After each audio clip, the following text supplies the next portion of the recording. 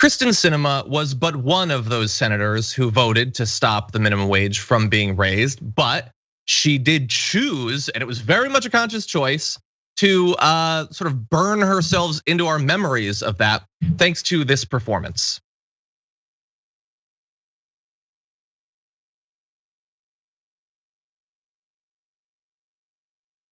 Hope that people don't forget about that in the next 4 years when she runs for re-election. And by the way, search for Abelina Sabrina, who's been on the show previously. She has an amazing parody video of that on our YouTube channel. But anyway, look, that wasn't just a betrayal of what Kyrsten Sinema has said before about the minimum wage. She has pretended while campaigning that she supports raising it. Also, the reason that she's giving for some of her recent decisions is as out of step with her constituents as the actual need for the minimum wages. She has many people in her state that could desperately use that raise in wages.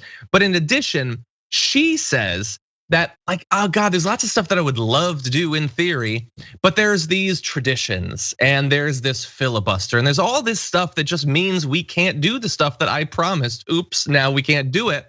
The interesting thing is, in a February Data for Progress survey, 61% of likely voters in Arizona specifically said they favor approving key bills, compared to 26% who think it's more important to preserve traditional Senate procedures and rules like the filibuster. I would say preserve our modern day misconceptions of Senate procedures and like a context-free version of the filibuster that pretends it's not what it actually is. But anyway, and the response did notably differ across party lines. And this is what's most amazing.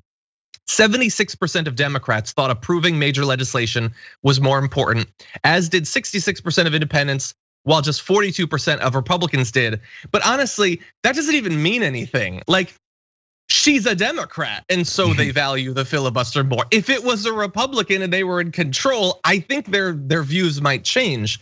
But almost all of her constituents would, of course, rather she actually pass legislation. They don't support her on this, just as they don't support her on stopping the minimum wage specifically from being raised.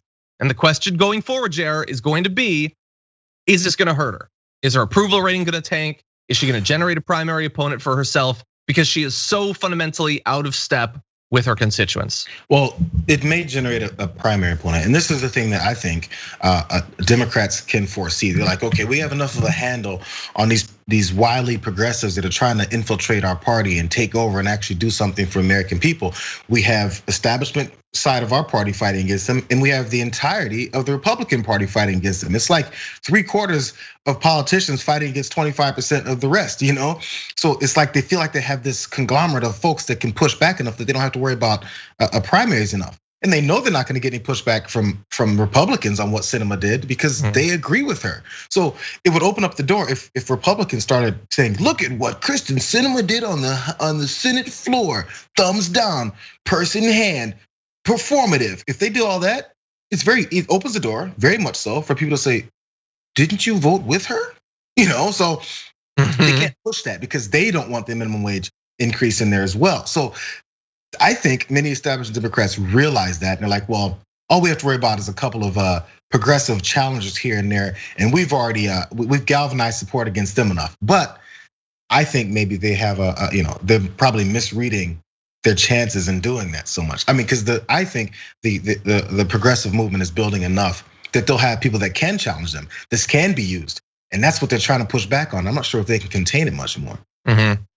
Yeah, look, and she's a reminder going forward that the way someone campaigns can, in theory, tell you who they'll be as a politician, but it won't necessarily. She presented herself as not just a progressive, but like as a radical. Like going back decades, she has been doing that. And so people supported her, and now she's in office, and she's not. So we can change our evaluation and we can stop supporting her. And in fact, we can find someone who is actually going to do what they say and we can get rid of her. That is the only rational stance. You get in all these people who run as progressives and then you watch them. And if they don't make good on their promises, you get rid of them. That's rational. Evaluate and challenge them if it's merited. There's sort of like a fake version of it where you pretend that's what you're doing, but you're really doing it because they won't come on your show. And to demonstrate the difference between those two things, AOC still rocks policy-wise, but won't come on my show. Hey, what do you know? Still support her. So it's not that difficult in practice, actually. Anyway, it's a lot of work because there's a good number of them and there's a lot of votes. We have to take a lot of information, but Kyrsten Sinema has made our job a little bit easier because in addition to voting against the minimum wage, she also did it in a way that is so fundamentally insulting that I don't think people are gonna forget anytime soon. Yeah, I'm trying to find the reasons for her motivations for doing it that way. Because again, as many people maybe know by now, I watch C-SPAN like it's SportsCenter. So there was like 18 hours worth of coverage of just a Senate hearing because I had to find that moment. And I went through many of it, every 30 seconds or so, they read out someone's name that voted. I didn't see any of these senators. I saw a few of them milling around, but I didn't see, I don't know, Ted Cruz roll up and go. Yeah. He didn't have to. They just went, Senator Cruz, no. And you didn't see him, So yeah. This was purposeful. This was a way to do something to point it out. And also, as we pointed out yesterday on the main show, TYT, before she got to that point, she tried to nudge Mitch McConnell and say, hey, look what I'm about to do. Yep. Now, that's speculation about what she said to him. She could have said, good morning, how was the orange juice? I saw you in the cafe, but we don't know. We do know she wanted his attention just before she did that, which he didn't give her any of because it's still Mitch McConnell. He's like, yeah, thank you I use you and I ignore you afterwards. Yeah, that's the conversation that just gets had. And I wish someone would ask her. I'm not sure if she's not taking any interviews. So what was the plan there? Why did you do it that way? Because she did it for a reason. I don't know why. She wants attention, give it to her. I don't know. Anyway. Hopefully in 4 years, many people will go into the ballot and give her a nyeh.